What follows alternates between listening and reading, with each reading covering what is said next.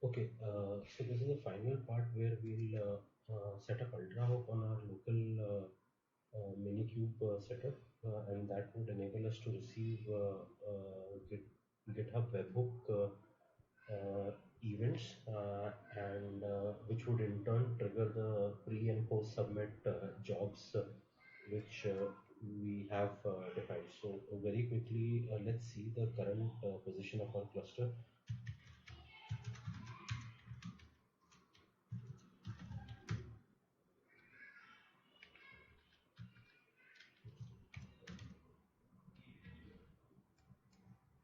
So as you can see, all the pods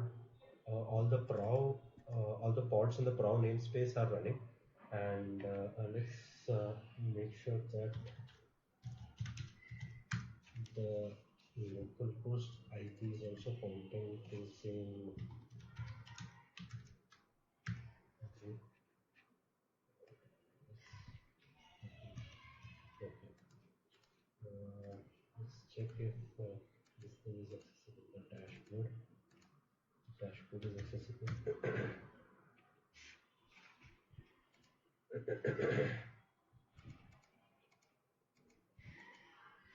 Uh, I don't think I just started it.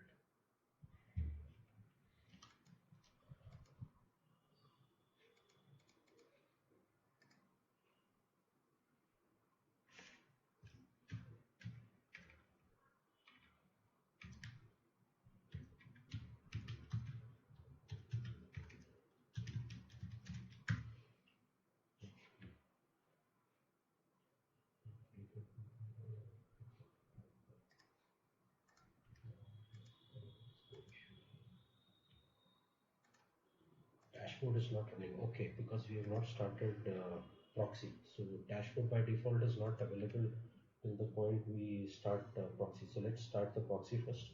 Uh, Q proxy. So for that we have start QPROXY.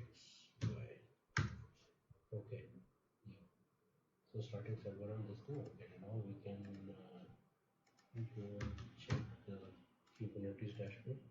So Kubernetes dashboard is running. Let's switch to the Pro namespace, and Pro namespace has all the pods which are up and running.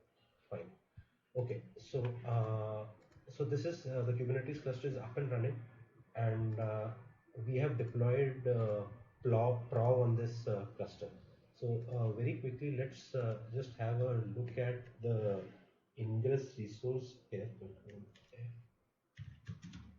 Okay. So the ingress here, the domain name is pointing there's a default route which is basically pointing to the uh, deck instance. So deck instance is basically it will give you the Proud dashboard, PR dashboard, and slash hook is basically pointing to your hook, which basically is what we defined in the GitHub repos webhook. So this was our GitHub repo, and in the settings webhook section, we have the endpoint which is pointing to num-github ultrahook.com. So this is the uh, public endpoint. This is the endpoint of Ultra from the Ultrahook web service. What we'll do is we'll set up a local endpoint, and we'll make that local endpoint, Ultrahook local endpoint. We'll make it point to this hook resource. So for that to happen, we need to start Ultrahook. So yeah, this is the command which will basically start. So let's do this. We'll start it in another window. Start ultrahook GitHub. So this is basically, since the ultrahook is already present in my which has the API key is already present in my current user directory. What this ultrahook GitHub will based on the API key which is present in the ultrahook API key which is present in the in my profile directory, which I spoke about, I believe, in video number one, part one. it'll associate the terminating endpoint of this webhook endpoint. So this is the originating endpoint. So GitHub will send the event to this endpoint. This is somewhere hosted on UltraHook's website or web service, and there it will, now since I we will start this endpoint here. uh, this machine, this service, which, okay, let's start this first. So see, it is authenticated as my user ID namespace, and it says forwarding activated. So this is basically, it is forwarding all the events from my GitHub endpoint to this local service hook, and which as per my ingress is pointing to the hook service. And hook is what basically the component of Prow which basically processes the the GitHub events. So now this is how you set up UltraHook here, and the installation and other details I have covered in the first part one video. So you can just look it up there. So now we have to quickly summarize. We have set up Minikube cluster. We have deployed the starter YAML, which has the all Prow specs. There were two important secrets. One was the GitHub repo HMAC token, which had to be updated, and the GitHub user bot user pad token, which had to be updated in the Prow deployment. So for that, we can either use Kubernetes dashboard, switch to the Prow namespace and edit the secrets, or we can use the strategic merge patch.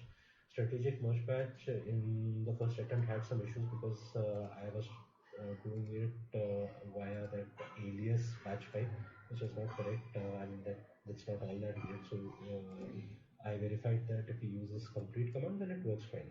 So in this video, we just saw how the ingress has been structured. So the default route will point to the deck PR dashboard, which is the Prow dashboard, and the slash hook endpoint is basically the hook service. And we have started UltraHook local service, which basically forwards all the events received on the public endpoint to the local Kubernetes service. And this public endpoint is already configured in the GitHub repo to receive webhook events on the GitHub side. So with that, let's look at the so this is the Kubernetes dashboard. Let's look at the Prow dashboard. So Prow dashboard I mean, it's available here. And yeah, so if you see, this is the Prow dashboard, and you can see some jobs are already are being executed. So very quickly before we go further here, I mean, I just wanted to in Prow there are two ways in which you can define a job. One is you can define the job globally, that is pre-submit and post-submit jobs. You can there are three types of jobs basically, essentially. One is a pre-submit job, post-submit job, and a periodic job. So and any of these jobs can be defined globally. So globally, as in the YAML definition of the primary YAML definition. So here what we have done is one second. What was that? No, no, no, no, no.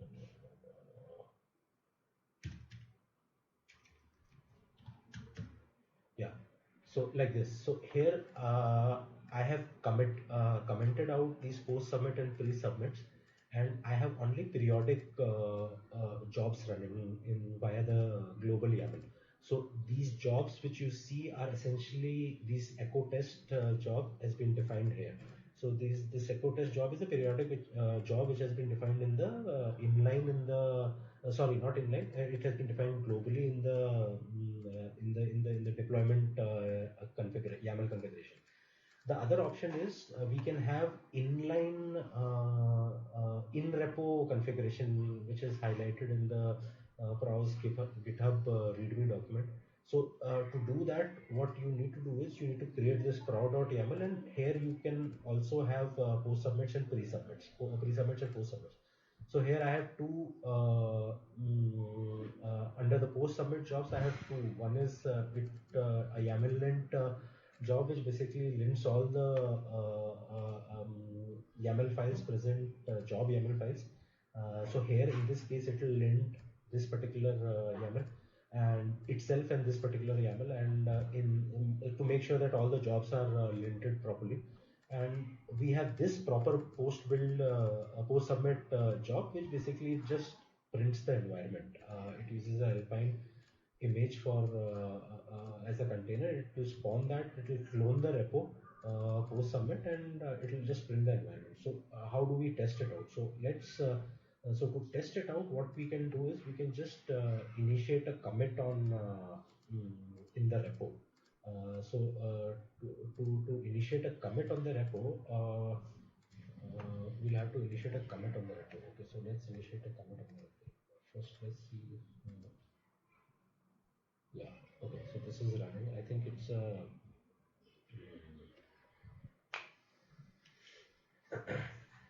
kind of a 10-minute interval, 44:55. Yeah,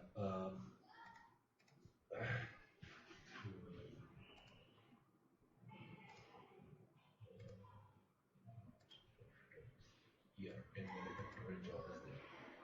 So this is a 10-minute periodic job which gets triggered, and then the post submits are not configured here. As you can see, they have been commented out. Instead, the post submits have been configured here. So there are two post submit. One is a YAML lint job, which will basically validate everything else in the including itself in the post submit, and then we have a proper post submit. So ideally, this post submit is where you can run your I mean, the code has been the PR has been approved, and as opposed to pre-submit, which basically clones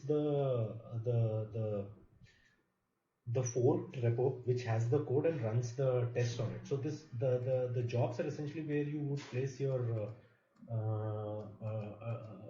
I mean, test execution and other stuff which you would want to, with which you would want to validate the that particular submit. So this post submit would, in the ideal scenario, it would basically clone the repo and it will run the test on it to make sure all the test cases are passed. So okay, then now what we have to commit. Okay, the commit problem is that I'll have to again expose my GitHub user password because my default environment is configured with. Okay, fine. I believe I'll blur it out and let's initiate a commit first. Okay, so as you can see, uh, so this is all three echo tests are successful. Now let's go here and git status. Git status is okay. Okay. Okay.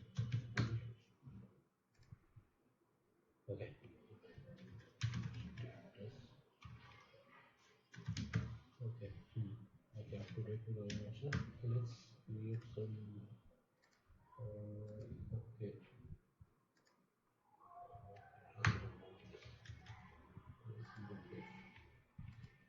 Okay, yeah, so there is a diff now, so we can commit this. Let's check the status diff.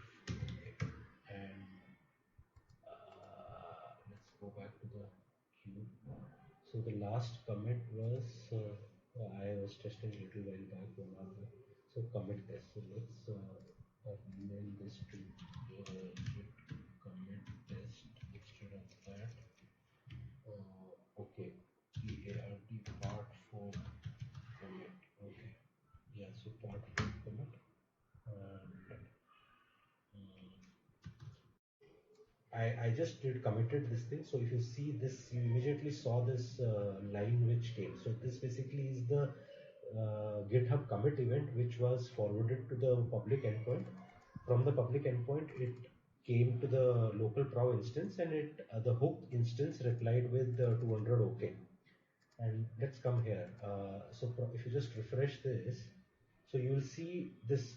These two jobs have been initiated: YAML post submit build post submit, and YAML lint post submit, and build post submit. And YAML post submit is basically uh, there should be nothing essentially. I mean, YAML lint, if it gives an output, that will be an error output. So you have to act on it. So YAML lint is done. YAML lint is fine. Post build is basically it will print the environment. So this is the environment of the Alpine this thing which it is printing, which that Alpine container inherited. So this is also successful. So if you go here, so this is how typically this looks. So if you see this, it gives you the revision and the ID also of the commit. And here, if you see, yeah, so here you see part 4 commit and the ID is mentioned here. So this is how, I mean, it completes one full cycle of CI/CD, and it has few other things which I've really not looked into at this point. Uh, Maybe